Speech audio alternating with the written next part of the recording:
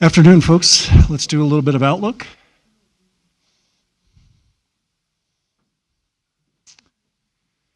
So I work with a group that puts together some forecasts of fed cattle, feeder cattle, and calf prices, and they're willing to do that out to 2024. And that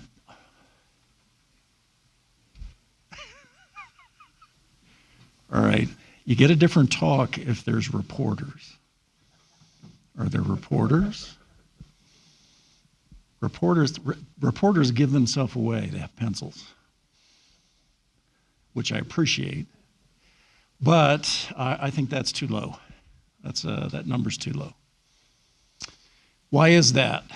That's because we're going to really cut beef slaughter the next 2 years.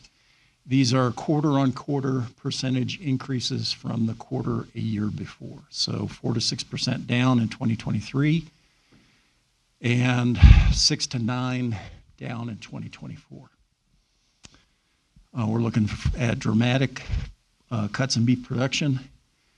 And how in the world can you be down in production 8.2 but people eat 5.3? You export less. So these very high prices are going to eat into our export markets. But if you look at the rest of the meat sectors, there's no big positive number to offset the big negative numbers on the beef production side. April live cattle contract is trending higher.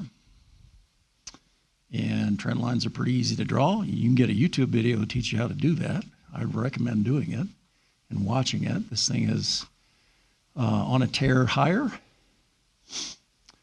Feeder cattle for March is not doing the same thing because corn is doing what it's doing and the feed market is doing what it's doing. So as soon as there's some relief on the cost of gain side, feeder cattle will catch up. And those are the two contracts for the spring that everybody looks at. Let's back up and take a longer-term perspective. Live cattle have been range-bound for quite a few years, 5 or more, and they have finally broken out of the trading range that they've been in for those 5 years. They've moved higher than $1.45, higher than $1.50. And this is kind of your worst-case scenario for what happens during a pandemic, and that's going to be the price floor for quite a while. For as long as I intend to do this anyway. And let's go do feeder cattle. Same thing. Here's what happens during a panic health scare, and this market is on a trend higher, and it has broken out of its trading range. It has moved substantially higher, and it will move higher yet again once corn in the Texas Panhandle is not $8 a bushel. Okay, so let's go take a look at yesterday's closes, and let's call that $6. 5 and 5 for the next 2 years. So we should come off of relatively high prices, but it's going to take some time to do it. And feeder cattle, here's feeder cattle for the fall, and that's a 2 in the front. And those are the big ones. If the big ones have a 2 in the front, tell me about the little ones.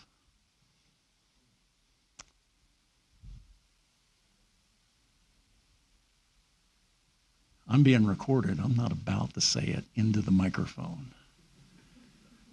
I am superstitious, okay? And that's not very far from an all-time record high fed cattle price. All right, so what's going on?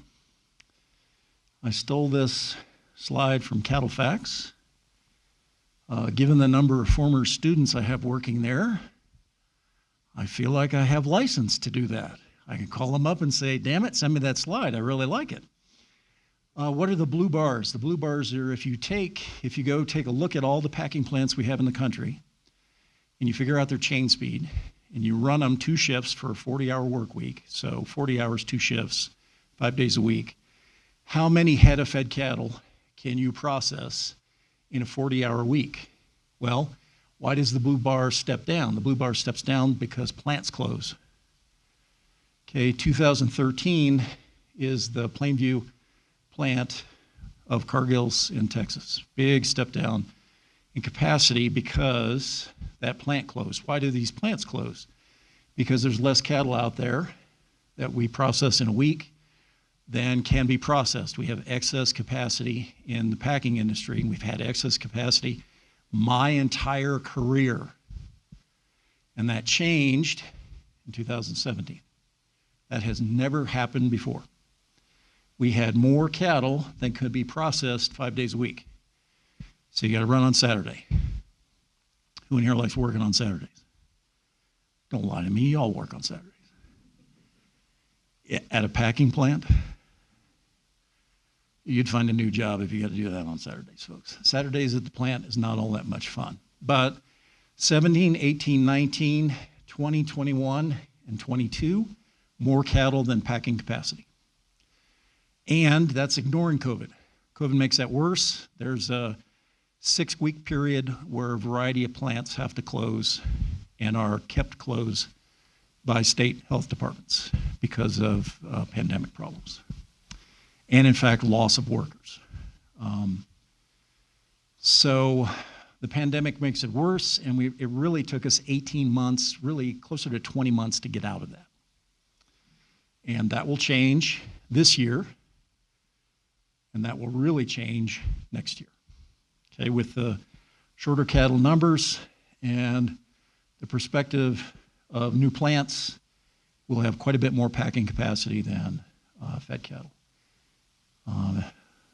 Enough said on that. Talked about Saturday slaughter. Saturday slaughter was, in 2021, it was well ahead of the red line. Red line is a 5-year period, gives you the base, and then I got the last 2 years for you. 2022, the big packers caught up late spring. They got enough labor to run their plants to not have to run on Saturday. Okay, they got their labor act together and were running very effectively by July during the week. Okay, so it looks to me like the labor problems have been solved. There's going to be much less Saturday kill in the fed cattle market. Steer slaughter, anything to talk about? Nope, nothing there. I show you that to show you this.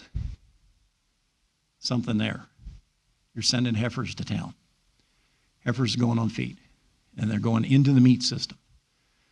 Any story on carcass weights? Nope, no story on carcass weights. We've brought down the really big carcass weights from the pandemic, and we're back to pretty much normal, okay?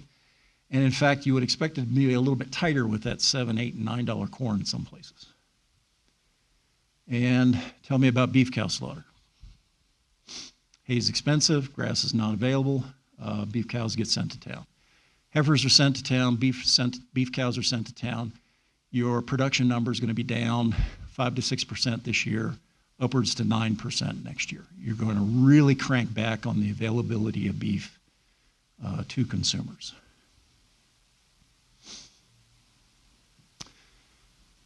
But not yet.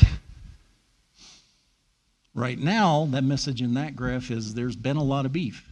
There's been a lot of beef since 2018. A lot of beef in 18, 19, 20, 21, and now cleaning up a little bit in 2022. A lot of beef is out there, has been in the system. Pork cleaned up a year early. Okay, if you don't like feeding $8 corn to cattle, try putting it in pigs. All right, for cowboys, that's funny. Come on now. It's much worse. It is much worse. Cows can eat anything. You just spray molasses on it, right? They'll eat it. Okay, pigs, much more picky. And there's a lot of chicken meat out there. I know you don't care about this, but the point is there's a lot of meat out there. For the last 2 years, there's a lot of meat out there, but consumers are buying it. and they're spending big money to get it. They're spending big money to get beef. They're spending big money to get pork. They're spending big money to get chicken. So there's a lot of meat out there, and they're spending lots of money to get it. Tell me about demand. Oh, you didn't know there was going to be a quiz. College professor, there's always a quiz. Lots of product, high prices. Tell me about demand. Outstanding. Okay, it's outstanding. So beef demand is outstanding at the consumer level. I can't see it getting better. Okay, it's just been phenomenal the last 2-3 years. It's not going to get better with these tighter supplies. So the consumer is not going to pay higher and higher prices. We're just going to tighten up the margins within the system. Feedlot margins, packer margins, retail margins, and this will result in substantially higher calf prices. Cattle on feed, for years and years, especially since 17, we've had a lot more in the current year than the last year and a lot more than the base period. Tell me about your most recent number. Cutting back, and it will cut back this coming year, and it will cut back the next couple, 3-4 years. Marketing's a lot of cattle to sell, so very heavy marketings. Not much of a story on the placement side yet, but we placed very light in October. We placed light through the early summer, late spring, and I expect 2023 to be substantially, maybe not substantially, but to be below that base period. The animals just won't be available. Okay, they will not place them. All right, I showed you those high retail prices. Boxed beef prices have been very strong, but softening. 2022 was lighter than 2021. 2021 had incredible prices. Boxed beef is strong but coming down. Strips, pretty strong. Rounds, that's damn strong. Those strong retail prices translate into strong wholesale prices.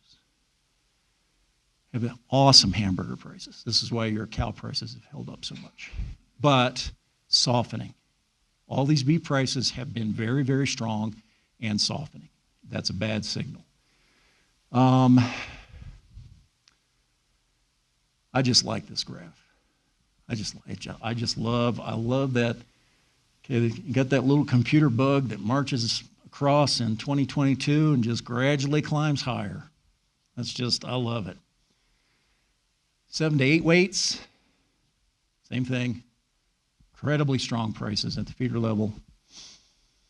And that's $2 calves, folks. Right now in the Southern Plains, yeah, but I ain't getting $2. Well, you got to factor in freight to get to the Southern Plains because you're not feeding them here, not through the winter. Okay, I expect these all to get stronger, but I think the consumer has a bit of run out of gas, and we'll have to see how the economy plays out for the consumer. Very strong slaughter cow prices. You saw hamburger. Hamburger was excellent. Therefore, slaughter cow prices are going to be awesome. All right, live to cut out beef spread. What is that? That's the money your packer makes.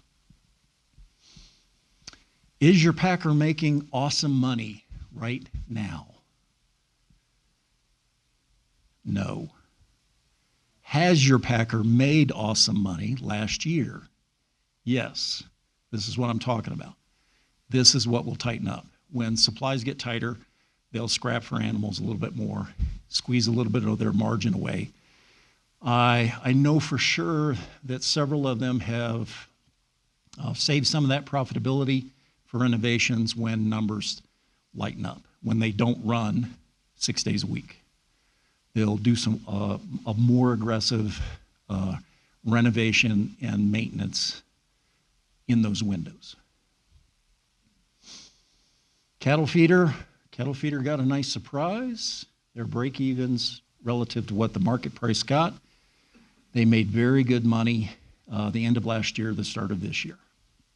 Okay, so margins are going to tighten up. This is going to translate into higher calf prices. Talked about beef demand for the domestic market. Domestic demand has been awesome. Let's look at international. That's the other major slice of demand. Here are your four main customers. Who's the biggest? Who's the biggest?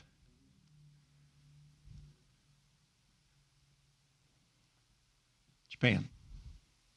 Has been for a long time. Who grows the strongest? Korea. That's the one you have to keep your eye on. That one will surpass Japan. Your major customers, Mexico is a bit pandemic and price sensitive. Canada is a good long-term customer.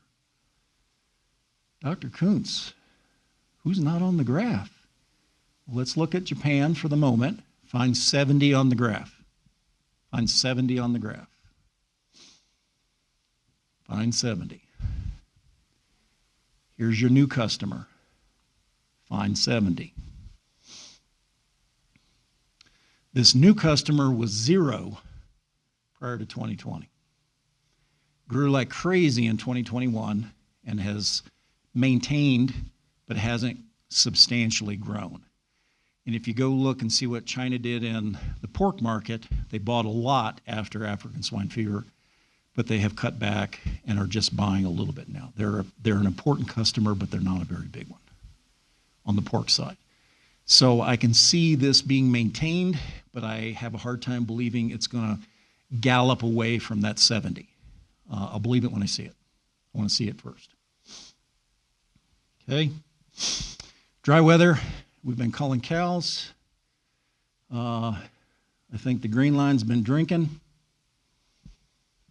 All right, that was funny. I'm not sure about the blue line. I'm kind of somewhere in the middle. Okay, we're going to turn this corner at some point in time, but it's going to take some rain. Feeder cattle supplies, they're not as tight as they've been back here, but they're headed that way. And we are not replacing beef cows that we're sending to town. Heifers held as beef cow replacements. Your last report 2 weeks ago, one of the smallest numbers. So, how many bred heifers did he have? Oh, I like that. I wish I had 600 bred heifers in 4 or 5 months. Okay? But it's going to take some rain, and it's going to take some cheaper inputs. Here's your fertilizer price. Dark blue is anhydrous, and that's a lot more expensive than it used to be. So I'm not sure about this corn coming down yet, because I'm pretty sure break-evens on corn between 5 and 6. Okay, it's hard to see what will have a lot more corn acres, even if there's good rainfall in the upper Midwest. And that's due to natural gas, and this is due to war. And I am very surprised it's done this. And I have my eye on that because I kind of disbelieve that. There's not enough settled over there to put stability back in the natural gas market.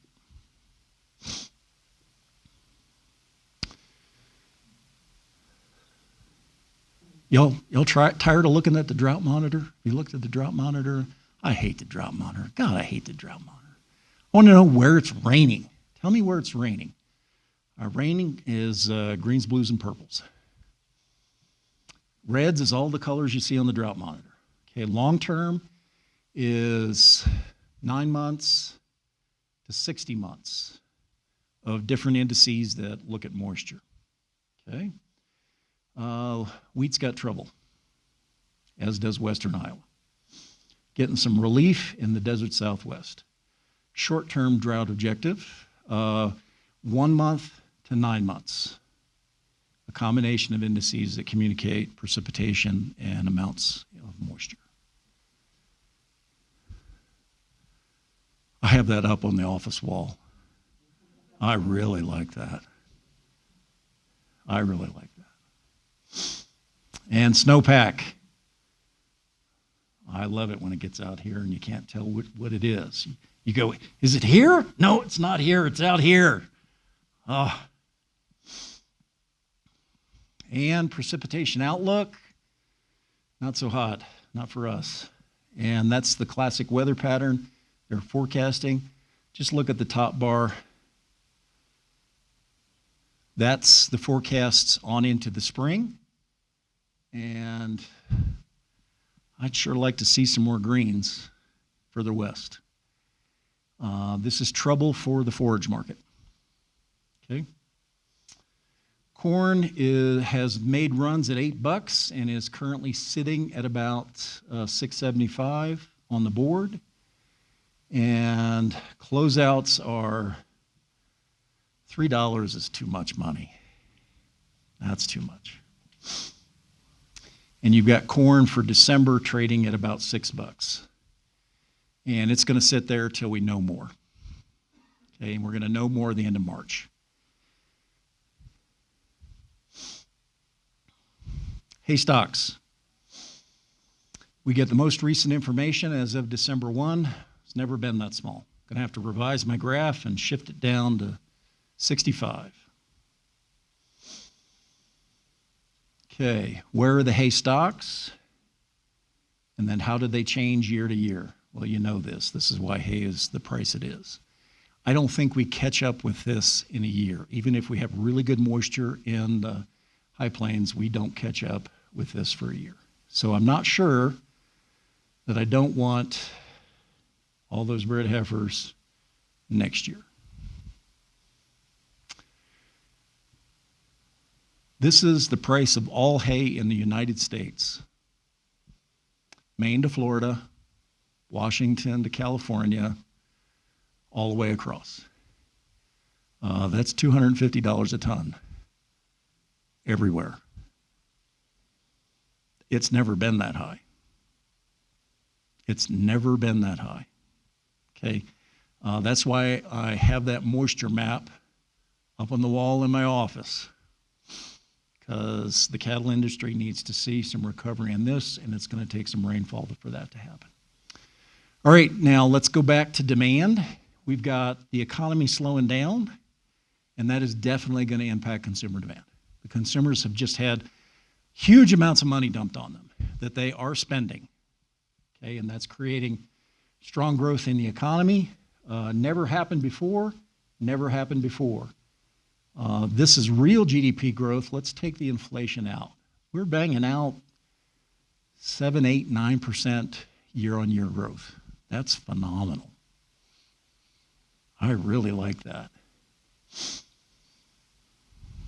Never happened before. And we're back to full employment. And here's that income I told you. We really dumped a lot of income on people during the pandemic. And they're spending it, and they've spent it, and it looks to me like 2023 is going to be important. Going to need to watch a few things. Okay, and here's inflation. Blue is CPI. If you take out food and energy, you get the red line. Still pretty strong inflation. Still pretty strong, but turning down. Interest rates. Oh, 10-year money is what? Peaked out at 4%. So what? There's a lot of cash out there, folks.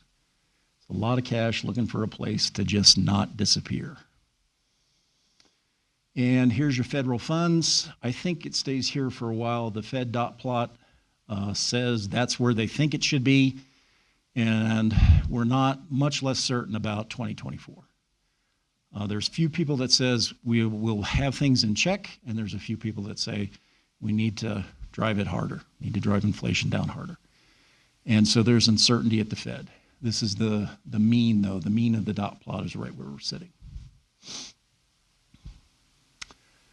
Strength of the dollar. This really impacts your ability to be able to export. much less beef than everything else. And during a pandemic, you run to the dollar, and we've been backing off here lately, which is a very good sign for ag, but not for the U.S. economy. What that's telling you is other places are picking up steam relative to us. That's what shifts these currencies. This just goes up, right? Right, that's an economist joke. I would appreciate it if you would laugh at it. This just goes up, right? You wish. I wish. Okay. Let's get back to cattle. There's your weekly live cattle contract. Way over there on the left-hand side is 14 and 15s, and those peaks are 172 and change. I think things will run into a break at about 165 and stop there, but don't fight the trend. Don't argue with it until it changes on you. And let's go to feeder cattle. The peaks are close to 250, and corn was much, much, much cheaper then. So there's a lot of room to move, but it's going to take rain, and it's going to take a good corn crop. And I think it's probably going to take 2 hay crops to get forage back to where it's very affordable for ruminant animals, and calf prices can be very, very strong then. Okay.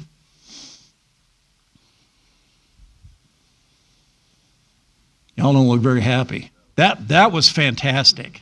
That was awesome. Question? Yes, ma'am.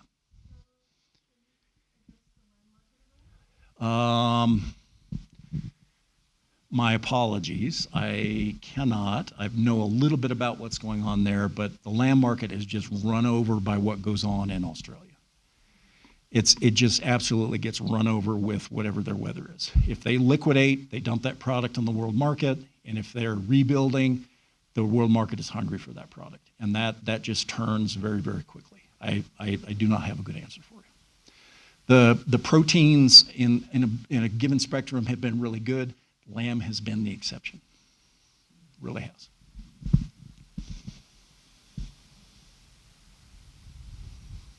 Yes, sir. Yes, sir.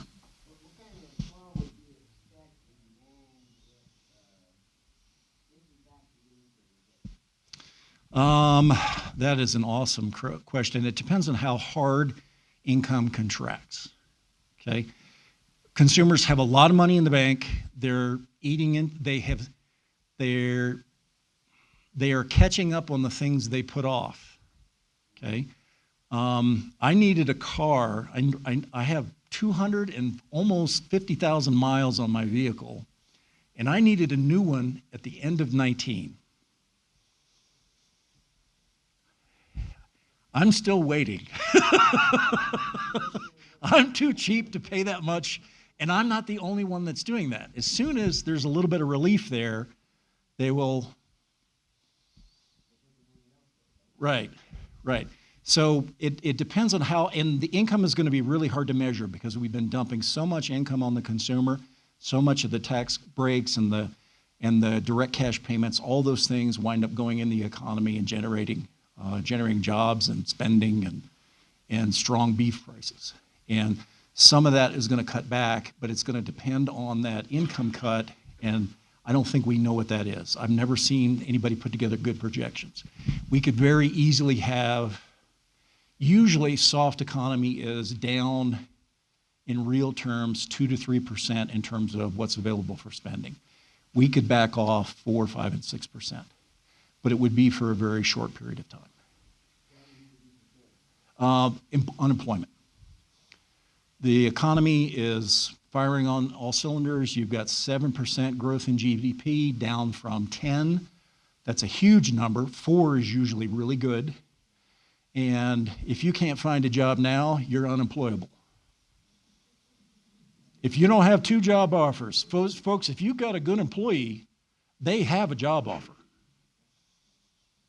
You better act like they have a job offer. Because the economy is going that well, okay? But things have changed. You have seen employers, especially some of the news organizations, have talked about how They have the hiring folks have gone back into the driver's seat. They can now pick and choose a little bit. I don't know what industries those are in. They must be in telecom, and they must be hiring folks from Google or something like that. But the students that I know have 2 and 3 and 4 job offers. A good student will have almost 5 and will have had internship experience. So the labor market is still really in good shape.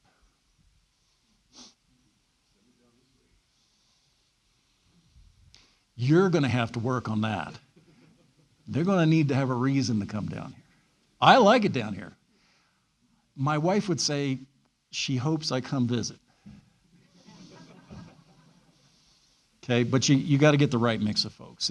I hear you. It's not an easy. The labor market is not just the labor market. It's where it's located and indemnity, all the other things that go along with getting a paycheck. Okay. Other questions? All right, that was fantastic. Outlook for cattle is just exceptional. We need really good moisture, and I think we need it for 2 years. It's shaping up to look like 2 years, given how tight hay stocks are and how dry it still is in the center of the Great Plains. We're going to have high hay prices for a while, and very likely it's a couple of years before you really have very good grass. But I would still really like to have 600 bred heifers.